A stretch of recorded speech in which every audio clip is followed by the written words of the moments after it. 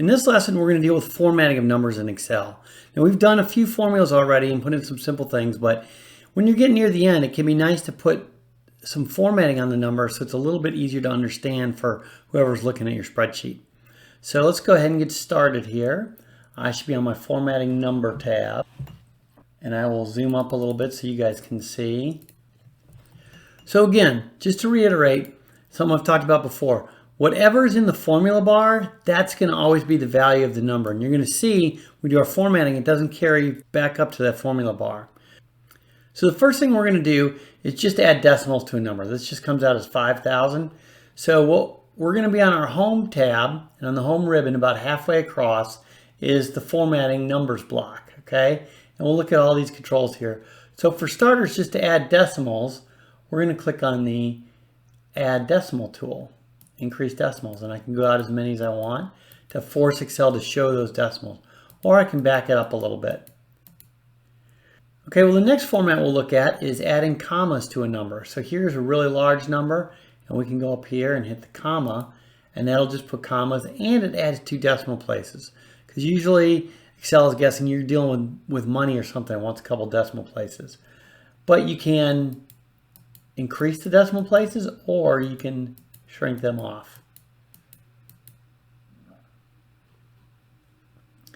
And then we have some number formats that are negative formats. So here, what we're going to do is go up to this General tab in this drop down, and here's where it'll show you a lot of different formats. And to get some negative formats, we're going to click on More Number Formats, which brings up our Formatting Cells dialog. Now this has the other formatting options, but we're just sticking with numbers now. So let's go down to Custom. And you see how there's these crazy formats. We're not going to learn what all of this is, but try one of these ones that says red after the semicolon. And click OK. So there's some conventions in accounting where negative numbers are in red. So that's a way you can format the number to be red without having to actually go color it with a font tool. Okay, now let's look at this right here. Let's look at this little formula. We've got 2.3 plus 3.4 plus 4.2, and that equals 9.9. Well, what I want to show you guys is something about the way Excel calculates. So this is indeed 9.9, but watch what happens. If I highlight all these numbers and I decrease the decimal places, now I have 2 plus 3 plus 4 equals 10, but it doesn't equal 10, it equals 9. So this is an important concept to remember. Whenever you're doing calculations, Excel is going to use the actual value of the number regardless of how it's displayed on the screen. And this can give you some kind of funky errors every once in a while. So always check what's showing. And if I click on one of these and look at the formula bar, it still shows I've got 4.2. And then on 10, that's actually 9.9. But again, if you want to just show that again, you can show the decimals and expand them out. Okay, so for the next couple, we're going to do percents and fractions. So percentage is between 0 and 1. 0.75 is actually 75%. And if you want it to display as a percent because it looks nicer, you click the percent there. And you can also do that on this one. We can format this as a percent also. And then when you just type in a number, it'll automatically keep the percent if you already formatted that cell to be percentage based. Now let's try fractions, okay? These we're going to have to go into our numbers dialog box again. So we'll click up here, the drop down, and I've got an option for fraction. Click that. Do it a couple more times.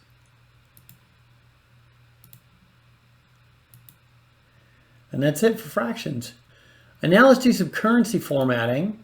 We'll use the little shortcut here with the $sign. If I just want to make this first value 5,000 US dollars, just click that $sign.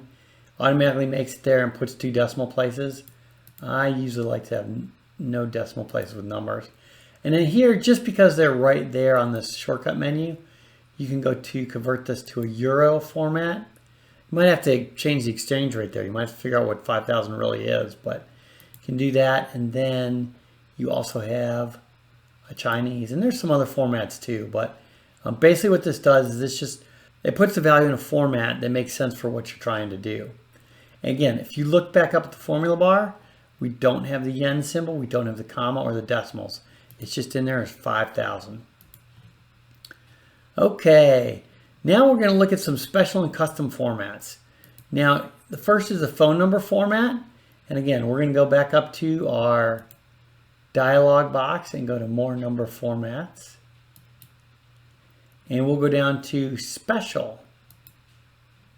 And we'll click on phone number. And then it gives you a little preview of what that's going to be. And that looks about right, so I'll click OK. And then I will do this as social security number. Now there's another way to get to all those options, and that's to just click the flyaway. That'll bring up the box too. And then come down to special, social security number.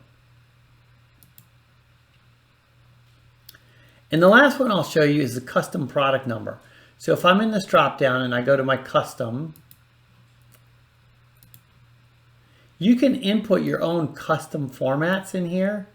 You can look up what those values are, but typically, if you wanted to hold a place, you type a 0.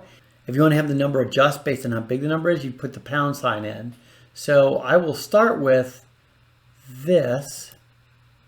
Actually, I don't want that. I want just 5 numbers. So let's say our product number is 5 digits long. That will force it to 5 digits. See how it keeps the 2 zeros there? And then maybe I need a state code in front of it and a dash. Oh, it didn't show up, so I have to put quotes around that. And now you see how this number is going to show up as NC00234. Click OK. But if you look at the formula bar, it's still just 234. Okay? So we looked at a lot of the options on the number group, and we looked at the drop down where we can get our number dialog box. If you go in here and want to click on these different tabs, there's just a few more options there that you could choose from that are already set up. And we'll talk about dates separately. But yeah, what is up here on the home ribbon should cover most of what you need. Mostly just commas, increasing and decreasing decimals. All right, let's move on to the next lesson.